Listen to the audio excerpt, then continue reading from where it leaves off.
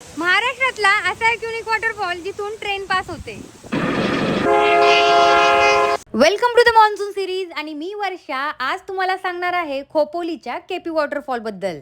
हा वॉटरफॉल जेवढा दिसायला सुंदर आहे तेवढंच इथं पोहोचणं धोकादायक आहे। पुण्याहून 80 आणि मुंबईहून 70 किलोमीटर अंतरावर आपल्याला हा वॉटरफॉल खोपोली जवळ पाहायला मिळतो। इथं जाण्यासाठी गुगल मॅपला केपी वॉटरफॉल हे लोकेशन टाकायचं आणि हे लोकेशन तुम्हाला झेनिथ गावामधल्या या दत्त मंदिराजवळ घेऊन येतं।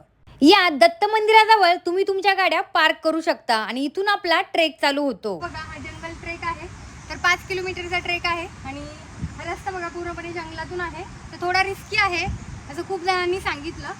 तर एक 20 ते 25 मिनिट चालून आपण पोहोचतो या ठिकाणी आणि या ट्रेकचं मनोरंजक वैशिष्ट्य म्हणजे 5 पायरी म्हणजेच खडकाच्या भिंतीत कोरलेल्या या 5 पायऱ्या।